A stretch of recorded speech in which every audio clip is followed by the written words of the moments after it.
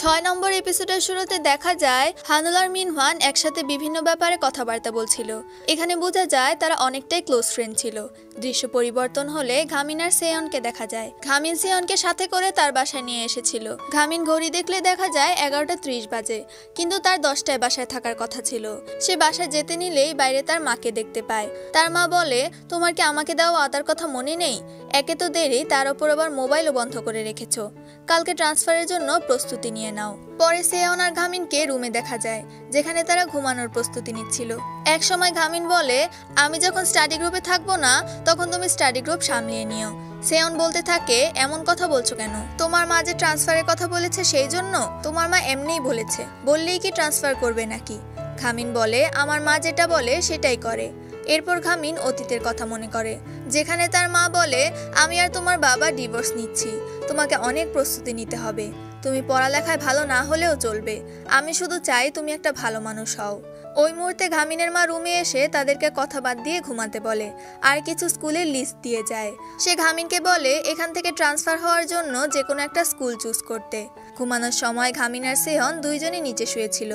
আসলে সেয়ন ঘামিনের বাসায় গেস্ট, ওকে নিচে শুতে দিলে ব্যাপারটা খারাপ দেখায়, তাই ঘামিন নিচে শুয়ে সেয়নকে বিছানা দিতে চেয়েছিল।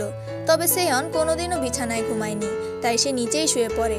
সেয়ন ঘামিনকে জিজ্ঞেস করে, তোমার তো আমার মতো টাকা নিয়ে চিন্তা করতে হয় না, তোমার মাও তোমার খারাপ রেজাল্ট নিয়ে কিছু বলে না, তাহলে তুমি পড়াশোনা নিয়ে কেন এত আগ্রহী?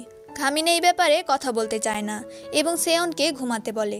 পরে সে অতীতের কথা ভাবে, যেখানে দেখা যায় অনেকগুলো রিপোর্টার ছোট ঘামিনকে অনেক প্রশ্ন করছিল, জিজ্ঞেস করছিল যে সে তার বাবার মতো হবে কিনা। বর্তমানে ঘামিন সেয়নকে বলে, এটা খুবই দুঃখজনক ব্যাপার যখন কেউ তোমার উপর কোনো আশাই রাখে না। ঘামিন আবার বলে যে আমি স্টাডি গ্রুপে থাকতে না পারার জন্য দুঃখী, কিন্তু আমি তোমাকে বাঁচাতে ফিরে যাওয়ার জন্য রিগ্রেট করি না।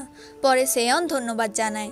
পরদিন স্কুলে ঘামিন আর তার মাকে প্রিন্সিপালের কক্ষে দেখা যায়। বাকিরাও সেখানে ঘামিনকে দেখছিল। তারা বলে, ঘামিন কি সত্যি চলে যাচ্ছে? তখন সেয়ন বলে, এটা সম্ভব না, ঘামিনের গ্রেডস খুবই কম, এই গ্রেড নিয়ে আঞ্চন শহরে কোনো স্কুলেই সে চান্স পাবে না। যা শুনে বাকিরা খুশি হয়ে যায়। পরে ঘামিন আর তার মাকে প্রিন্সিপালের রুম থেকে বের হতে দেখা যায়। ঘামিনের মা বলে, আঞ্চন শহরে কোনো স্কুল না থাকলে আমরা সৌলে শিফট হব। যা শুনে বাকিরা কি করবে কিছুই বুঝতে পারে না। তখনই সেখানে একটা ছেলে ধূমপানরত অবস্থায় এসে পড়লে বাকিরা চেষ্টা করে যাতে এইসব ঘামিনের মায়ের চোখে না পড়ে এবং তিনি এই স্কুলটাকে খারাপ না ভাবেন। কিন্তু ঘামিনের মা বলে, কেমন স্কুল এটা? মারামারি করে জানালার কাজ ভেঙে রেখেছে, সিগারেটের টুকরা এদিক সেদিক পড়ে আছে, কেউ কিছু বলে না। যাই হোক, তারা হানকিয়ং ম্যামকে জলদি তাদের কাছে আসতে বলে। ততক্ষণে ঘামিন যাতে চলে না যায় এই জন্য বাকিরা বিভিন্ন কথাবার্তা বলে তার মাকে আটকানোর চেষ্টা করে। এক পর্যায়ে হিওন বলে যে আমার পেটে ঘামিনের বাচ্চা, কিন্তু এতেও কোনো কাজ হয় না, বরং তারা চলে যায়। তাড়াহুড়ায় সেখানে হানকিয়ংও এসে পড়ে, তবে ঘামিনরা আগেই চলে যাওয়ায় সেও কিছু করতে পারে না। হানকিয়ং বলে, আমাদের কিছু না কিছু তো করাই লাগবে। পরের সিনে দেখা যায় হানকিয়ং ম্যাম ভাইস প্রিন্সিপালের ডেস্কে কিছু একটা রেখেছিল, যা দেখে ভাইস প্রিন্সিপাল আবারও রেগে যায়। এদিকে হানকিয়ং একটা গাড়িতে করে ঘামিনের পিছু করছিল। ম্যাম খুবই ডেঞ্জারাস ভাবে গাড়ি চালাচ্ছিল। ওই সময় একটা বাইক এসে তাদের গাড়িকে আটকায়। এরপর আরো অনেকগুলো বাইক আসে এবং পুরো রাস্তা ব্লক করে দেয়। সেখানে তেওকে দেখা যায়। এটা সেই ছেলে যাকে ঘামিন জানালা থেকে লাফ দিয়ে ঘুষি দিয়েছিল। এখানে আসলে তারা ঘামিনের চলে যাওয়ার সুযোগ নিচ্ছিল। তেও জুনকে মারলে জিউ বের হয়ে তাদের সাথে মারামারি করতে থাকে, আর জুনও সর্বোচ্চ দিয়ে ফাইট করছিল। তারা দুইজন মিলে সবাইকে ডাউন করে দেয়। তখন তেও উঠে ভাব নিয়ে বলতে থাকে, এটা তো কিছুই না। পরে জুন জিউকে বলে যে ম্যামের সাথে গিয়ে ঘামিনকে আটকাতে, সে এখানে সব সামলিয়ে নিবে। পরে জিউ হানকিয়ং ম্যামকে নিয়ে চলে যায়। যাওয়ার সময় হানকিয়ং তেওর বাইকে টক্কর দিয়ে যায়। এখানে জুন অতীতের কথা মনে করে, যেখানে সে ফাইটিং এ র্যাঙ্ক আপ করার চেষ্টা করছিল, কিন্তু সে হেরে যায়। ওই সময় ঘামিন তার কাছে আসে এবং বলতে থাকে, তুমি কেন মারামারি করে র্যাঙ্ক আপ করতে চাও? তখন জুন বলে, আমি আসলে স্ট্রং হওয়ার মাধ্যমে আমার একটা ফ্রেন্ডের সাথে রিউনাইট হতে চাই। এখানে জুন ওই ছেলেটার কথা বলছিল যে একটা গ্যাংয়ে জয়েন হওয়ার পর তাকে ছেড়ে দিয়েছিল। পরে ঘামিন তাকে প্লেগ্রাউন্ডে আসতে বলে।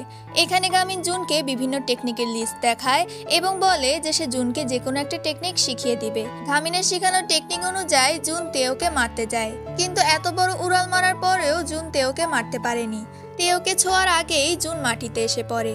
এরপর ঘামিন আর তার মাকে দেখা যায়। তারা সোলের অ্যাপার্টমেন্টের জন্য কন্ট্রাক্ট সাইন করতে এসেছিল। তখন সেখানে বাকিরা চলে আসে। তারা রিকোয়েস্ট করতে থাকে ঘামিনের ট্রান্সফার না করানোর জন্য। পরে ঘামিন বলে, আমি জানি না আপনি ওদের নিয়ে কি ভাবেন, কিন্তু ওরা আমার খুব ভালো বন্ধু। এরপর সেখানে হানকিয়ং ম্যামও চলে আসে। হানকিয়ংকে দেখে ঘামিনের মা তাকে চিনতে পারে। এরপর তাদের একসাথে দেখা যায়।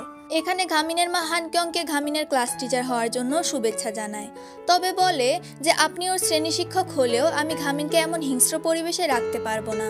পরে ঘামিনের মা চলে যেতেই নিচ্ছিল, তখন হানকিয়ং বলে, আপনি তো বলেছিলেন অন্যায়ের বিপরীতে লড়াই করতে।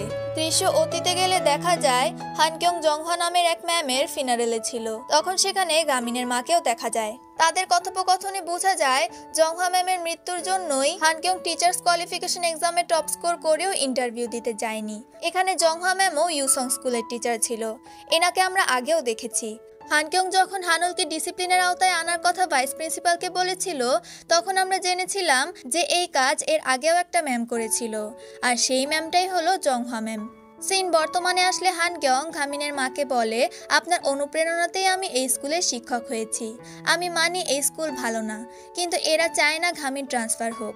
আপনি একবার এদের সুযোগ দিয়ে দেখতে পারেন।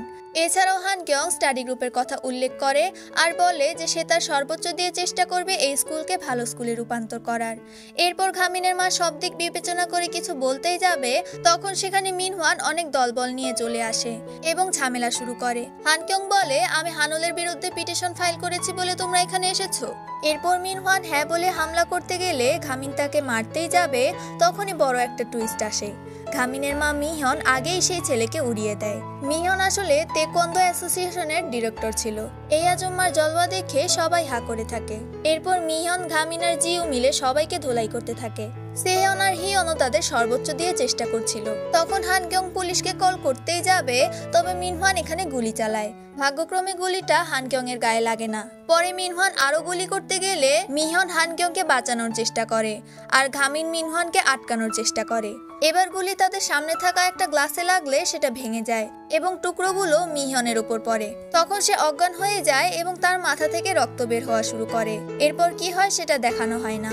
পরদিন ঘামিন স্কুলে এসে ছাদে গিয়েই হানুলের উপর হামলা করে, তবে হানুলের চামচাগুলো ওকে বাধা দেয় এবং আটকিয়ে রাখে। হানুল বলে, আমি বুঝি যে তোমার মার জন্য তুমি রেগে আছো, কিন্তু অতিরিক্ত কিছু করতে চেও না। পরে হানুল সেখান থেকে চলে গেলে ওই ছেলেগুলোর সাথে ঘামিনের তুমুল মারামারি লেগে যায়। ছেলেগুলো প্রচুর শক্তিশালী ছিল। প্রথমে তো ঘামিন তাদের সাথে পারছিল না, পরে ঘামিন আবার তার আঙ্কেলের নিষেধ করা টেকনিকগুলো অ্যাপ্লাই করে এবং সবার অবস্থা টাইট করে দেয়। এরপর সে হানুলের কাছে আসে এবং সবার সামনে তাকে ঘুষি মারে। আর এখানেই এপিসোড 6 শেষ হয়ে যায়।